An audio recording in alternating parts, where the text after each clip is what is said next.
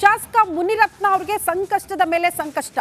Atrocity case ಮೇಲೆ ಜೈಲು ಪಾಲಾಗಿ ವಾಪಸ್ ಆಗ್ತಾ ಇದ್ದಂತೆ ಪೊಲೀಸರನ್ನ ಬಂಧಿಸಿದ್ರು. ಕಾರಣ ಅತ್ಯಾಚಾರ ಪ್ರಕರಣಕ್ಕೆ ಸಂಬಂಧಪಟ್ಟಂತೆ ಕಗ್ಲಿಪುರ ಠಾಣೆಯಲ್ಲಿ ಪ್ರಕರಣ ದಾಖಲಾಗಿತ್ತು. ಈಗ ಕಗ್ಗಲೀಪುರ ಠಾಣೆಯಿಂದ ಯಶವಂತಪುರ ಠಾಣೆಗೆ ಕೇಸ್ ವರ್ಗಾವಣೆಯಾಗಿರುವ ಹಿನ್ನೆಲೆ ಯಶವಂತಪುರ ಪೊಲೀಸರು ಶಾಸಕ ಮುನಿರತ್ನ ಅವರನ್ನ ಇವತ್ತು ಬಂಧಿಸಿ ಕೋರ್ಟ್ ಮುಂದೆ ಹಾಜರುಪಡಿಸಲಿಕ್ಕಿದ್ದಾರೆ.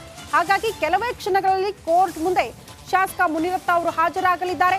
ಕಸ್ಟಡಿಯ ಅಥವಾ ಜೈಲ ಇವತ್ತು ಡಿಸೈಡ್ ಆಗುತ್ತೆ. ಅತ್ಯಾಚಾರ ಕೇಸ್ಗೆ ಸಂಬಂಧಪಟ್ಟಂತೆ ಮೋಸ್ಟ್ಲಿ ಅವ್ರನ್ನ ಕಸ್ಟಡಿಗೆ ಕೇಳೋ ಸಾಧ್ಯತೆ ಇದೆ, ಹೆಚ್ಚಿನ ವಿಚಾರಣೆಯ ಅಗತ್ಯ ಇರೋದ್ರಿಂದ. ಹಾಗಾಗಿ ಕಸ್ಟಡಿ ಇಲ್ಲ ಅಂದ್ರೆ ಜೈಲು, ಮತ್ತೆ ಪರಪ್ಪನ ಅಗ್ರಹಾರ ಸೇರಲೇಬೇಕಾದಂತ ಅನಿವಾರ್ಯತೆ ಮುನಿರತ್ನ ಅವರಿಗೆ. ಜಾತಿ ನಿಂದನೆ, ಮಹಿಳೆಯರ ಬಗ್ಗೆ ಅಸಭ್ಯವಾಗಿ ಮಾತನಾಡಿದ್ರು ಅನ್ನುವಂತಹ ವಿಚಾರಕ್ಕೆ ಸಂಬಂಧಪಟ್ಟಂತೆ ಅವರ ವಿರುದ್ಧ ಮೊದಲು ಒಂದು ಪ್ರಕರಣ ದಾಖಲಾಗಿತ್ತು.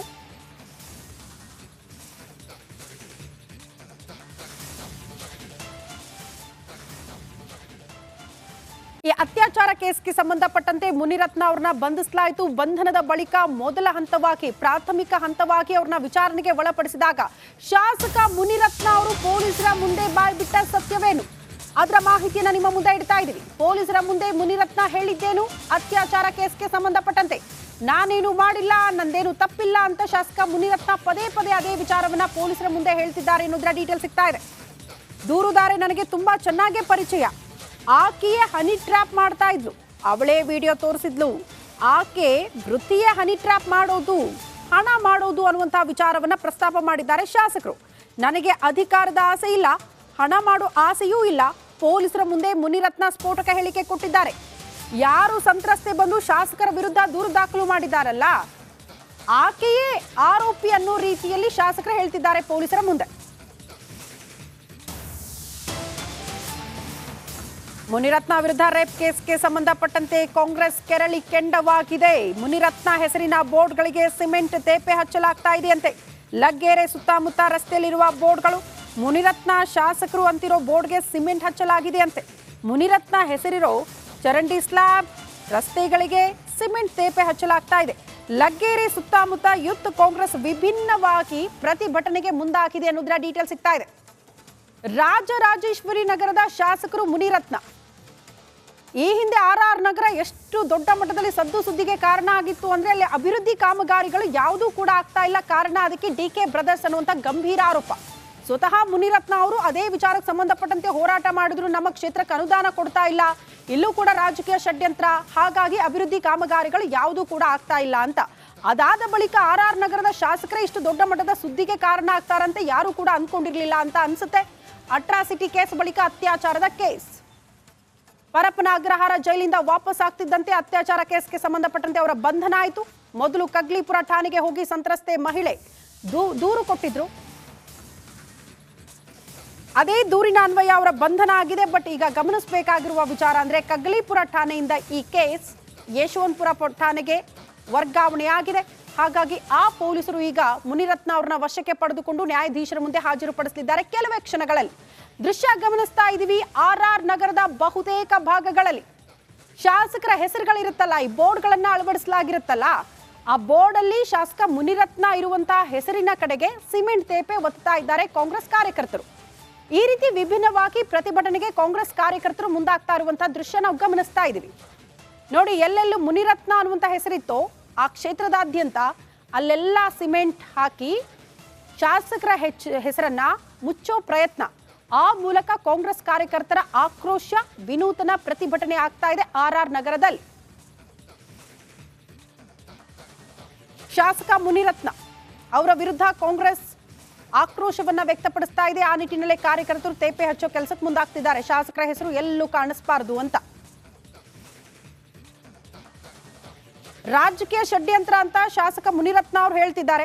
ರಾಜಕೀಯ ಷಡ್ಯಂತ್ರ, ನನ್ನನ್ನು ಮುಗಿಸೋ ಪ್ರಯತ್ನ ಆಗ್ತಾ ಇದೆ, ನಾನೇನು ತಪ್ಪು ಮಾಡಿಲ್ಲ ಅಂತ ಪೊಲೀಸರ ಮುಂದೆ ಪದೇ ಪದೇ ಇದೇ ವಿಚಾರ ಪ್ರಸ್ತಾಪ ಮಾಡ್ತಿದ್ದಾರೆ.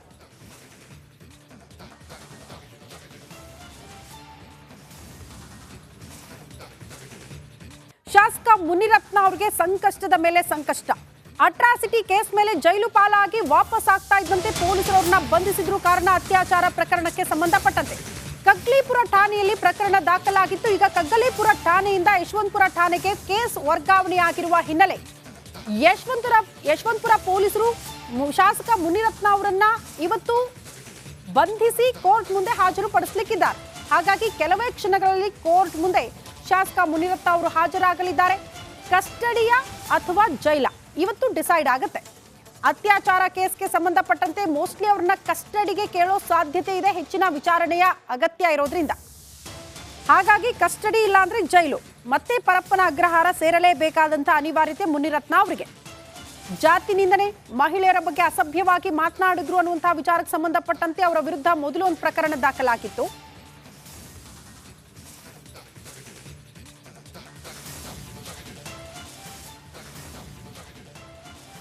ಈ ಅತ್ಯಾಚಾರ ಕೇಸ್ಗೆ ಸಂಬಂಧಪಟ್ಟಂತೆ ಮುನಿರತ್ನ ಅವ್ರನ್ನ ಬಂಧಿಸಲಾಯಿತು. ಬಂಧನದ ಬಳಿಕ ಮೊದಲ ಹಂತವಾಗಿ, ಪ್ರಾಥಮಿಕ ಹಂತವಾಗಿ ಅವ್ರನ್ನ ವಿಚಾರಣೆಗೆ ಒಳಪಡಿಸಿದಾಗ ಶಾಸಕ ಮುನಿರತ್ನ ಅವರು ಪೊಲೀಸರ ಮುಂದೆ ಬಾಯ್ಬಿಟ್ಟ ಸತ್ಯವೇನು, ಅದರ ಮಾಹಿತಿಯನ್ನ ನಿಮ್ಮ ಮುಂದೆ ಇಡ್ತಾ ಇದ್ದೀವಿ. ಪೊಲೀಸರ ಮುಂದೆ ಮುನಿರತ್ನ ಹೇಳಿದ್ದೇನು, ಅತ್ಯಾಚಾರ ಕೇಸ್ಗೆ ಸಂಬಂಧಪಟ್ಟಂತೆ ನಾನೇನು ಮಾಡಿಲ್ಲ, ನಂದೇನು ತಪ್ಪಿಲ್ಲ ಅಂತ ಶಾಸಕ ಮುನಿರತ್ನ ಪದೇ ಪದೇ ಅದೇ ವಿಚಾರವನ್ನ ಪೊಲೀಸರ ಮುಂದೆ ಹೇಳ್ತಿದ್ದಾರೆ ಅನ್ನೋದ್ರ ಡೀಟೇಲ್ ಸಿಗ್ತಾ ಇದೆ.